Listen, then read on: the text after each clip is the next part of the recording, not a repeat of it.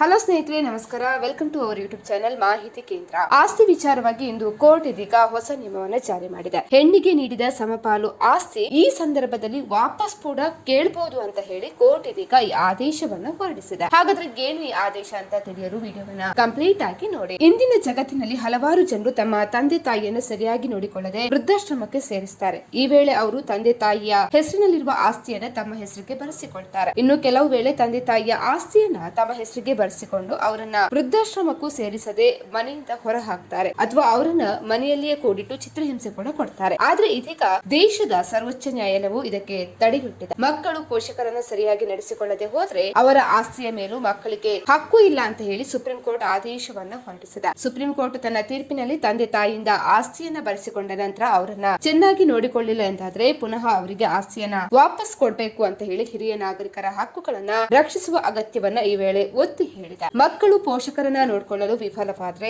ಹಿರಿಯ ನಾಗರಿಕರ ನಿರ್ವಹಣೆ ಮತ್ತೆ ಕಲ್ಯಾಣ ಕಾಯ್ದೆಯಡಿಯಲ್ಲಿ ಪೋಷಕರು ಅವರಿಗೆ ನೀಡಿದ ಆಸ್ತಿ ಮತ್ತೆ ಉಡುಗೊರೆಗಳನ್ನು ರದ್ದುಗೊಳಿಸಬಹುದು ಅಂತ ಹೇಳಿದೆ. ಇದೇ ವೇಳೆ ಮಕ್ಕಳು ಅವರ ಪೋಷಕರನ್ನ ಸರಿಯಾಗಿ ನೋಡಿಕೊಳ್ಳದೆ ಹೋದ್ರೆ ಅವರ ಆಸ್ತಿಯನ್ನ ಪುನಃ ಅವರಿಗೆ ವಾಪಸ್ ಕೊಡಿಸುವ ಹಕ್ಕನ್ನ ಸುಪ್ರೀಂ ಕೋರ್ಟ್ ಪಾಲಕರು ಮತ್ತೆ ಹಿರಿಯ ನಾಗರಿಕರ ನಿರ್ವಹಣೆ ಮತ್ತು ಕಲ್ಯಾಣ ಕಾಯ್ದೆ 2007 ಅಡಿಯಲ್ಲಿ ರಚಿಸಲಾದ ನ್ಯಾಯಮಂಡಳಿಗೆ ಅಧಿಕಾರವನ್ನು ನೀಡಿದೆ. ಇದು ವಯಸ್ಸಾದ ನಾಗರಿಕರನ್ನ ಭಾವನಾತ್ಮಕ ನಿರ್ಲಕ್ಷ್ಯ ಮತ್ತು ದೈಹಿಕ ಆರ್ಥಿಕ ಬೆಂಬಲದ ಕೊರತೆಯನ್ನ ರಕ್ಷಣೆ ಮಾಡುವಂತಹ ತುರ್ತು ಅಗತ್ಯವನ್ನ ಎತ್ತಿ ತೋರಿಸ್ತಾ ಇದೆ. ಸ್ನೇಹಿತರೆ, ಈ ಮಾಹಿತಿ ನಿಮ್ಗೂ ಕೂಡ ಇಷ್ಟ ಆದ್ರೆ ವಿಡಿಯೋಗೊಂದು ಲೈಕ್ ಅನ್ನು ಕೊಡಿ.